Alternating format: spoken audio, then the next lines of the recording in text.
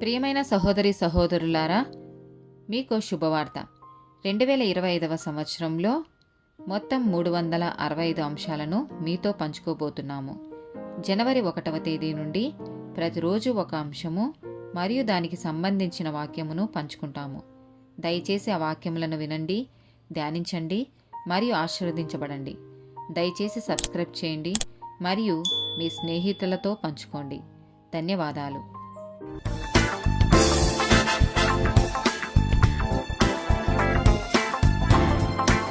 116th day topic చెడు.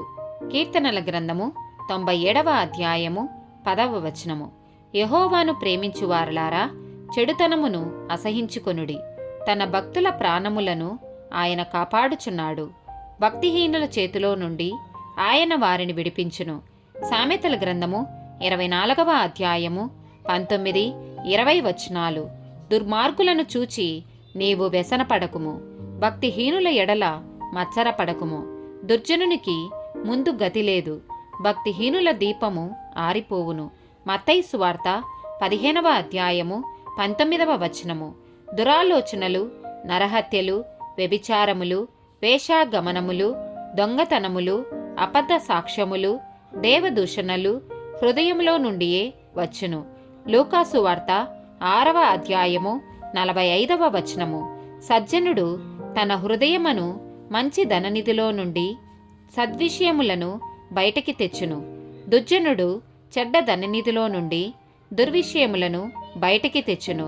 హృదయము నిండియుండు దానిని బట్టి ఒకని నోరు మాట్లాడును.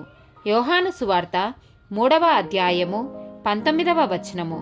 ఆ తీర్పు ఇదే: వెలుగు లోకంలోనికి వచ్చెను గాని తమ క్రియలు చెడ్డవైనందున మనుషులు వెలుగును ప్రేమింపక చీకటినే ప్రేమించిరి. రోమీలకు రాసిన పత్రిక 12వ అధ్యాయము 17, 21 వచనాలు. కీడుకు ప్రతి కీడెవనికి చెయ్యవద్దు. మనుషులందరి దృష్టికి యోగ్యమైన వాటిని గూర్చి ఆలోచన కలిగి ఉండుడి. కీడు వలన జయింపబడక మేలు చేత కీడును జయించుము. గలతీలకు రాసిన పత్రిక 1వ అధ్యాయము 4వ వచనము. మన తండ్రి అయిన దేవుని చిత్త ప్రకారము క్రీస్తు మనలను ప్రస్తుతపు దుష్టకాలములో నుండి విమోచింపవలెనని మన పాపముల నిమిత్తము తన్ను తాను అప్పగించుకొనెను. ఆమేన్.